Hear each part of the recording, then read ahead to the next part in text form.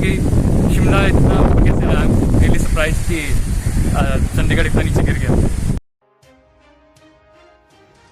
Chandigarh ease of living पर हुआ धड़ाम। केंद्रीय आवास और शहरी मामलों के मंत्रालय की ओर से वीरवार को ease of living index ranking 2020 के लिए शहरों की जो सूची जारी की है उसमें चंडीगढ़ टॉप 10 से बाहर हो गया है, जबकि साल 2018 में रहने योग्य शहरों के लिए जिन 111 शहरों की सूची जारी हुई थी उसमें चंडीगढ़ 10 लाख से ज्यादा आबादी वाले शहरों की सूची में 5वें पायदान पर था।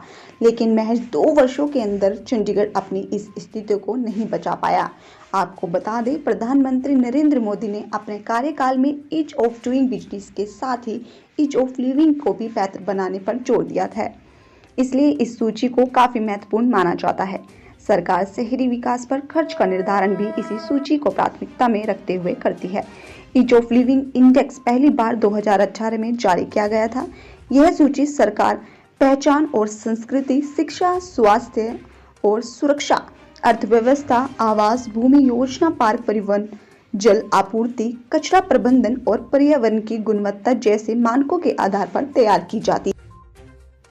लेकिन इसके बावजूद भी चंडीगढ़ देश के सबसे अच्छे 5 शहरों की सूची में 29वें स्थान पर आया है। आइए जानेंगे इस वीडियो में आखिरकार क्यों चंडीगढ़ इस लिस्ट में इतनी पीछे चला गया। नमस्कार, मैं हूं अपने चौधरी अल्प प्रकाश टीवी से। आज हम लेकर आए हैं आपके लिए एक ऐसा मुद्दा जिसे देखने के बाद आप भी दंग रह जाएंगे। जी हां, हम बात कर रहे हैं सिटी ब्यूटीफुल चंडीगढ़ की। चंडीगढ़ साल 2018 में ईज ऑफ लिविंग की रैंक में 5वें स्थान पर था, तो इस बार चंडीगढ़ खिसककर 29वें स्थान पर पहुंच गया है। बड़ी ही हैरान कर देने वाली बात है ये। अगर बात करें चंडीगढ़ से सटे हिमाचल प्रदेश की, जो कि सन 2018 में 92वें स्थान पर था, वो इस बार पहले स्थान पर आ गया है। इससे तो ऐसा ही लगता है कि वहां के अधिकारियों और राजनीतिक दलों की मेलजोल के कारण ये संभव हो पाया है। लगता है चंडीगढ़ को वहां से अनुभव लेने की जरूरत है। चलिए इस बारे में जानेंगे जनता की राय, क्या कहना है जनता का। सर, आपका नाम? आयुष। आयुष जी, आपको पता है 2018 में चंडीगढ़ 5th रैंक पर था, लेकिन इस बार सर्वे के बाद में चंडीगढ़ 29 रैंक पर है और शिमला जो 2018 में 19th रैंक पर था, इस बार फर्स्ट पोजीशन पर। इसके ऊपर आपका क्या कहना है? मैं चंडीगढ़ में तो बचपन में से पैदा हूँ, तब से रह रहा हूँ। एंड मैं ये कहूँगा कि एक हफ्ते में कोई भी घूम सकता है, जो भी कोई नया बंदा है। शायद तभी जगह कम है चंडीगढ़ के अंदर ज़्यादा घूमने के लिए, बट मेरे को ये यकीन नहीं होता कि शिमला इतना ऊपर कैसे आ गया, क्योंकि मैं शिमला कई बार गया हूँ एंड मेरे को बहुत ज़्यादा ओवर पॉपुलेटेड एंड कंजस्टेड लगा है। बट अगर शिमला 1 पे है तो किसी की वोटिंग करने की वजह से ही है। इन इधर में या रियली सरप्राइज कि चंडीगढ़ इतना नीचे गिर गया। चलिए बात करते हैं, दीपक जी से पूछते हैं उनकी क्या राय है। चंडीगढ़ इतनी क्लीन सिटी होने के बाद, इतनी हरियाली सिटी होने के बावजूद भी 29वें रैंक पर आई है, इसके पीछे क्या कारण है? इसका कारण यही है कि लोग पूरा ध्यान रखते हैं, म्युनिसिपल कॉर्पोरेशन ध्यान रखती है, पर कुछ ऐसी समस्याएं हैं जिससे चंडीगढ़ एडमिनिस्ट्रेशन भी, म्युनिसिपल कॉर्पोरेशन भी जूझ रही है। जैसे गार्बेज सारा का सारा या डड्डू माजरा में जाता है, इनके पास अभी भी उसको डिस्पोज करने का तरीका नहीं है। जो भी कॉन्ट्रैक्ट दिए हैं सब फेल हो गए हैं। मैं भी एक रोटेरियन हूँ, हम भी टीम बनाई हुई है। हम जगह जगह जाके, मोहल्लों में जाके, मार्केट में जाके लोगों को अवेयर करते हैं कि सफाई रखें, और लोग भी हमारी बात सुनते हैं। तो इसका कारण यही है। सर, विपक्षी पार्टी का कहना है कि सत्ता बीजेपी के हाथों में होने की वजह से चंडीगढ़ पीछे जा रहा है। इसके बारे में आप क्या कहना चाहते हैं? ये पार्टी से लिंक नहीं है, ये ओवरऑल प्रॉब्लम है एडमिनिस्ट्रेशन की। अगर एडमिनिस्ट्रेशन इसको ध्यान देके किसी अच्छे इस कॉन्ट्रैक्टर को काम दे और उसका सोल्यूशन ढूंढे कि ये जो गार्बेज है जो इकट्ठा कर रहे हैं एक जगह पे, उसको डिस्पोज कैसे किया जाए, यही समस्या है। बताया जा रहा है कि जो सरकार की योजना है वो आम जनता तक नहीं पहुंच पा रही, क्या ये बात सच है? नहीं, ऐसा तो कुछ नहीं है। जनता तक तो पहुंच पा रही है, जनता भी सफाई का ध्यान दे रही है, वो भी दे रही है। सिर्फ मुद्दा वही आता है कि जो टेक्नोलॉजी है या कॉन्ट्रैक्ट है, जैसे आप दिल्ली में ले लो, ये तो चंडीगढ़ है, दिल्ली में पहाड़ बना पड़ा है कूड़े का, वो अभी तक उनको सॉल्व नहीं कर सके। चाहे कांग्रेस सरकार हो, बीजेपी हो या दिल्ली की कोई भी सरकार हो, ये कोई ना कोई साइंटिफिक तरीके से इनको कंसल्ट करके किसी ऐसी एजेंसी से ये प्रॉब्लम दूर करनी चाहिए। सर, आपका नाम? तेजस कपूर। तेजस जी, इस बार चंडीगढ़ ईज ऑफ रैंक की उसमें 29वें स्थान पर पहुंचा है, तो इसके ऊपर आपका क्या कहना है?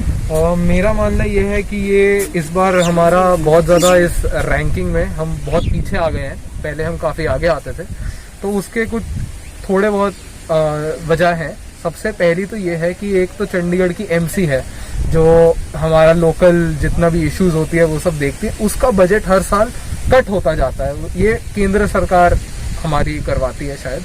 तो जब एमसी का बजट हर साल कम होगा तो उतना ही कम पैसा हमारा सैनिटेशन, जो हमारी सड़कें साफ होंगी या फिर प्रदूषण से निपटने की जो भी चीज़ें हैं उस पर कम अपना पैसा लगेगा। तो इसकी वजह से तरक्की भी कम होगी एंड यही कारण है कि हम इस बार बहुत पीछे आ रहे हैं।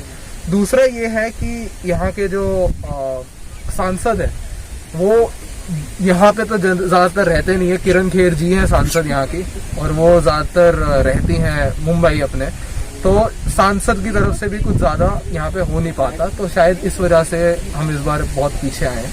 बताया जा रहा है कि धरातल योजना लोगों तक नहीं पहुंच रही है, इसके ऊपर आपका क्या कहना है? ये बात कितनी सच है?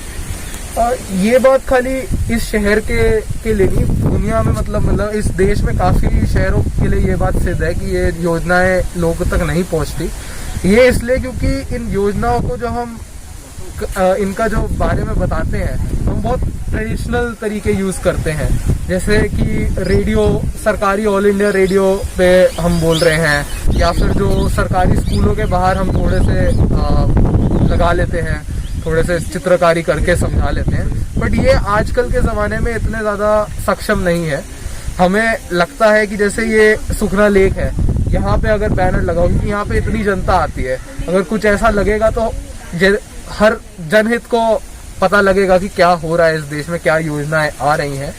तो थोड़ा सा इन सब चीज़ों का देखना चाहिए। साथ में सोशल मीडिया, आजकल तो सोशल मीडिया इतना ज़्यादा इस देश में आ गया है, तो उसका भी उपयोग करना चाहिए इस मामले में। Thank you sir.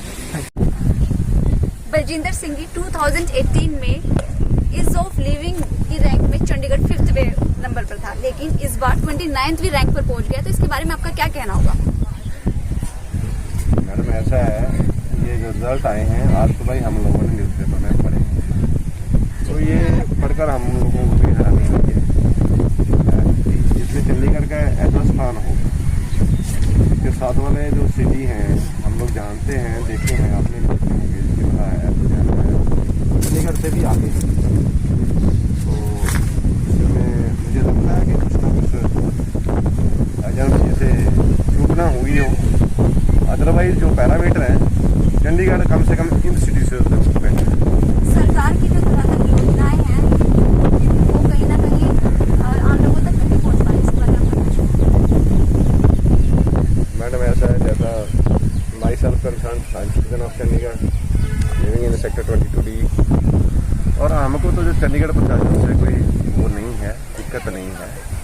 हमें जो गवर्नमेंट की फैसिलिटीज़ हैं वो हमने लेनी है, वो हमें बिना देरी मिलती है। यहाँ में हर कैटेगरी के लोग रहते हैं और हर की अपनी अपनी ज़रूरतें हैं, तो उन ज़रूरतों के लिए चंडीगढ़ प्रशासन अपनी कोशिश करता रहता है। ऐसा हम लोग सुनते हैं और न्यूज़पेपर में पढ़ते रहते हैं, और ये भी देखते हैं जो गरीब लोग हैं उनके लिए भी अब हमारा प्रशासन जो चंडीगढ़ का है अच्छा काम करता है। गवर्नर साहब मीटिंग लेते हैं, एक मंथ में 2-3 बार मीटिंग ले रहे हैं, और जो भी ध्यान में आता है वो जनता के लिए, वेलफेयर के लिए काम करते हैं और हम लोग को जाते कहा जा रहा है कि इस बार सत्ता भाजपा के हाथ में है, इस वजह से चंडीगढ़ पीछे गया है, इसके बारे में आपका क्या कहना होगा? देखो, सत्ता में पॉलिटिकल पार्टी तो आती जाती रहती है। चंडीगढ़ आज का नहीं है, चंडीगढ़ बहुत बड़ा है। चंडीगढ़ वार्ड में अपना स्थान रखता है।